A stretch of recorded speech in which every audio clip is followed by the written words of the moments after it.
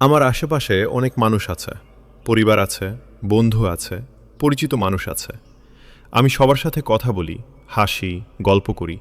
তবুও দিনের শেষে কোথায় যেন একটা শূন্যতা থেকে যায়। কখনো কখনো মনে হয় আমি ভীষণ একা। এই একাকিত্বটা মানুষের অভাবের কারণে নয়, বরং মনে হয় কেউ যেন আমাকে বুঝতে পারছে না।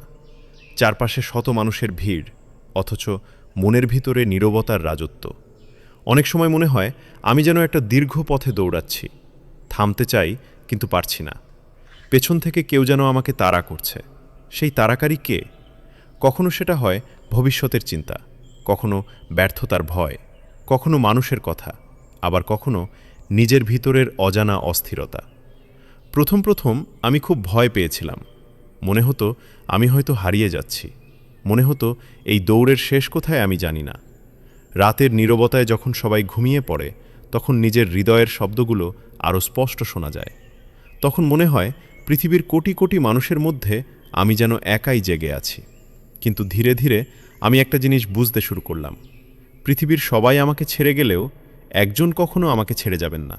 তিনি হলেন আমার রব, আমার আল্লাহ। আমি যখন কাঁদি তিনি দেখেন, আমি যখন ভেঙে পড়ি তিনি জানেন, আমি যখন কাউকে কিছু বলতে পারি না তখনও তিনি আমার মনের প্রতিটি কথা শুনেন। তখন আমি নিজেকে বললাম, ভয় পেও না, তুমি একা নও, তোমার সাথে আল্লাহ আছেন। এই কথাটা যতবার নিজেকে বলেছি ততবার বুকের ভেতরের ঝড় একটু একটু করে শান্ত হয়েছে। আমি বুঝতে পেরেছি জীবনের সব প্রশ্নের উত্তর মানুষ দিতে পারে না, কিছু উত্তর শুধু আল্লাহর কাছেই থাকে।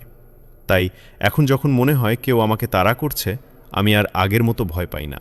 আমি থেমে যাই, গভীর শ্বাস নিই, আকাশের দিকে তাকাই, তারপর বলি, হে আল্লাহ, আমি দুর্বল, আমি সব কিছু বুঝি না, কিন্তু আমি জানি আপনি আমার সাথে আছেন।